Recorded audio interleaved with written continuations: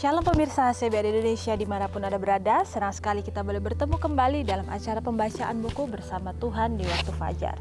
Buku ini dituliskan oleh Nyonya Ellen G. White dan melalui buku ini dengan doa dan bimbingan daripadanya, kita dapat diyakinkan kembali bahwa pada hari yang mulia ketika Yesus datang untuk mengklaim miliknya, maka kita yang menunggu Tuhan akan disambutnya dengan tangan yang terbuka kehadiratnya.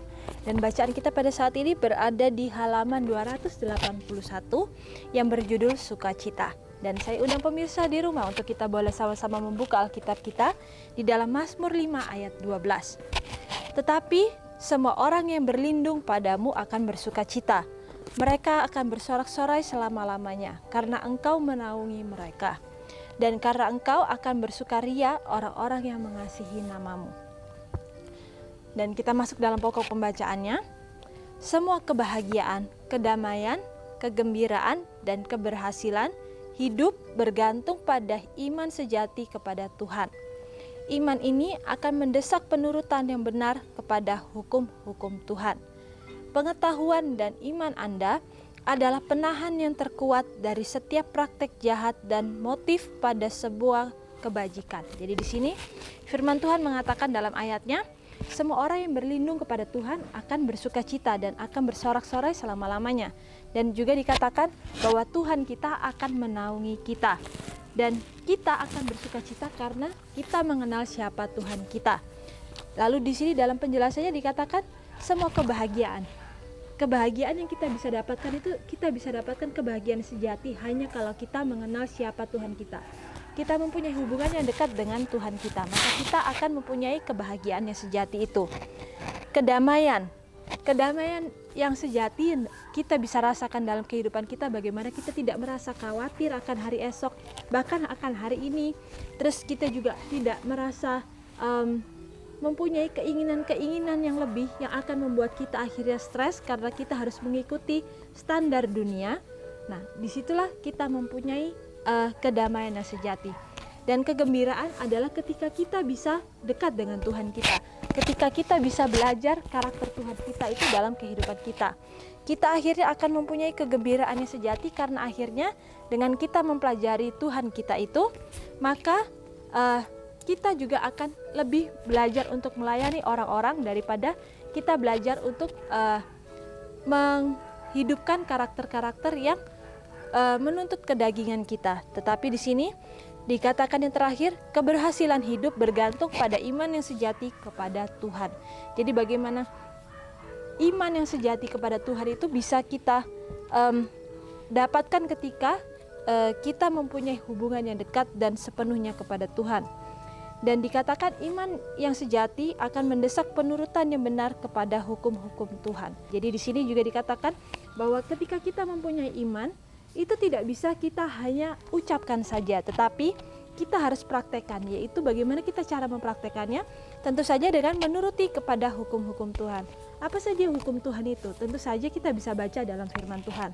Apa yang Tuhan sudah contohkan dalam kehidupannya, itulah yang harus kita terapkan dalam kehidupan kita. Dan yang basic bisa kita dapatkan adalah 10 hukum itu. Bagaimana melalui 10 hukum itu adalah rangkuman dari setiap karakter Yesus itu. Bagaimana kita tidak mempunyai Tuhan yang lain, bagaimana kita tidak asal dalam berbicara, bagaimana kita menghormati Tuhan kita, dan bagaimana kita menghormati keluarga kita, orang tua kita. Di situ semua adalah rangkuman daripada firman Tuhan. Dan di sini juga dikatakan bahwa pengetahuan dan iman Anda adalah penahan yang terkuat dari setiap praktek jahat. Jadi ketika kita mempunyai hubungan yang dekat dengan Tuhan, maka hati kita akan tahu bahwa kita ingin melakukan suatu kejahatan. Dan di saat itulah Roh Kudus bisa mengingatkan kepada kita bahwa ketika kita ingin melakukan sebuah kejahatan, maka Roh Kudus akan menasehatkan kita atau mengingatkan kepada kita supaya kita tidak melakukan hal tersebut. Dan ketika motif kepada semua kebaikan itu adalah hasil daripada pengetahuan akan Tuhan, karena kita tahu bahwa Yesus itu adalah penuh dengan kebaikan. Yesus itu hatinya sangat tulus, bagaimana dia selalu ingin membantu orang lain, dan itulah yang kita boleh praktekkan dalam kehidupan kita, bagaimana akhirnya kita bisa menerapkan kebaikan, kebajikan itu dalam kehidupan kita. Dan ketika kita bisa melayani orang lain itu sepenuh hati seperti kita melayani diri kita, maka kita akan mendapatkan suatu kepuasan, suatu kesenangan atau kedamaian yang mungkin kita tidak bisa dapatkan ketika kita menghasilkan atau mendapatkan hal-hal yang dari dunia. Dan di sini juga dikatakan, percayalah kepada Yesus yang mengampuni dosa-dosa Anda. Seorang yang menghendaki Anda bahagia di dalam rumah yang telah disediakan bagi Anda. Jadi di sini dikatakan bahwa kita harus percaya sepenuhnya kepada Yesus, yaitu Tuhan kita, Bapa kita. Karena dialah yang memberikan yang terbaik bagi kita. Meskipun kita tidak tahu bahwa itu adalah yang terbaik. Karena sering dalam kehidupan kita itu menginginkan apa yang terbaik yang menurut kita itu adalah terbaik untuk kita. Tetapi seringkali Tuhan itu tidak menempatkan kita dalam hal tersebut. Tetapi Tuhan justru memberikan kebalikannya bahkan. Nah, di saat itu kita harus percaya saja kepada Tuhan. Kita mempunyai iman sepenuhnya kepada Tuhan. Karena ketika kita tahu bahwa hati kita ini sepenuhnya percaya kepada Tuhan, maka kita harus percaya bahwa Tuhan memberikan apa yang terbaik bagi kita pada saat ini. Mungkin kita tidak bisa mendapatkan hal itu untuk saat ini, tetapi mungkin Tuhan tahan ketika kita memang sudah pantas untuk mendapatkan hal tersebut di waktu yang lain. Karena Tuhan yang tahu waktu dan saat yang terbaik bagi kita untuk mendapatkan apa yang kita mau atau yang Tuhan inginkan yang terbaik bagi kita. Dan di sini juga dikatakan bahwa ialah yang menyediakan rumah bagi kita, bahwa Yesus dalam firman-Nya sudah menjanjikan kepada kita bahwa Ia akan menyediakan rumah bagi kita di surga nanti. Dan bagaimana kita bisa sampai ke dalam surga itu, tentu saja tidak boleh ada celah dalam kehidupan kita. Bagaimana kita harus sepenuhnya mengikuti karakter Tuhan itu sehingga kita bisa layak untuk kerajaan surga. Ia mau Anda hidup dalam hadirat-Nya, memiliki hidup yang kekal dan mahkota kemuliaan. Tertulis dalam buku Amanat kepada Orang Muda halaman 516. Jadi di sini dikatakan bahwa Tuhan itu menginginkan kita itu hidup dalam hadirat-Nya. Bagaimana Ia ingin mempunyai hubungan yang erat dengan kita ini, dan Ia ingin untuk kita memiliki hidup yang kekal dan mahkota kemuliaan. Karena itulah Yesus sudah mati di kayu salib. Dia memberikan dirinya di kayu salib supaya kita boleh mempunyai pengharapan untuk memiliki kehidupan yang kekal dan mahkota kemuliaan itu. Tetapi bagaimana kita untuk sampai ke sana? Tentu saja segala kedagingan kita pasti akan melalui proses untuk dikikis, dan itu bukanlah hal yang mudah. Itu adalah hal yang menyakitkan karena segala kebiasaan duniawi kita akhirnya harus kita tinggalkan, harus kita buang supaya kita layak untuk kerajaan surga itu. Dan di sini juga dikatakan bahwa apa saja yang dilakukan untuk kemuliaan Tuhan haruslah dilakukan dengan kegembiraan, bukan dengan kesusahan dan kemurungan. Dan di sini kita diajarkan untuk kita ikhlas melakukan segala sesuatu. Kita tidak dipaksakan untuk melakukan segala sesuatu oleh Tuhan kita, tetapi di sini diperlukan kerelaan hati. Bagaimana kita mau melakukannya dengan tulus hati dan tanpa dengan kesusahan ataupun kemurungan. Jadi di sini dikatakan kita harus melakukannya dengan kegembiraan. Karena ketika kita mengenal Tuhan kita, kita tahu apa maksud dan tujuannya, maka kita akan mengerti bahwa yang kita lakukan ini adalah untuk kemuliaan Tuhan. Maka itu kita harus lakukan dengan sukacita. Karena kalau kita melakukannya dengan kemurungan, maka kita mungkin tidak akan bisa menjadi berkat yang sepenuhnya bagi Tuhan. Karena kita tidak mau menyerahkan segala keinginan kita untuk Tuhan sepenuhnya. Karena ketika kita murung, maka berarti kita tidak menyerahkan hati kita itu kepada Tuhan. Dan di sini juga dikatakan, jika orang-orang Kristen memberikan kesan dengan sikap yang menyedihkan, karena mereka telah kecewa di dalam Tuhan mereka, mereka salah menggambarkan tabiatnya dan menaruh sanggahan ke dalam mulut musuh-musuhnya. Jadi di sini dikatakan bahwa ketika orang Kristen memberikan kesan dalam kemurungan di dalam tabiat mereka, maka itu akan membuat mereka menjadi sanggahan terhadap musuh-musuh mereka. Dan juga di situ akhirnya membuat musuh-musuhnya itu akhirnya mempunyai sanggahan terhadap tabiat Tuhan. Bagaimana akhirnya mereka salah mengartikan akan kasih Tuhan itu. Dan di saat itu dikatakan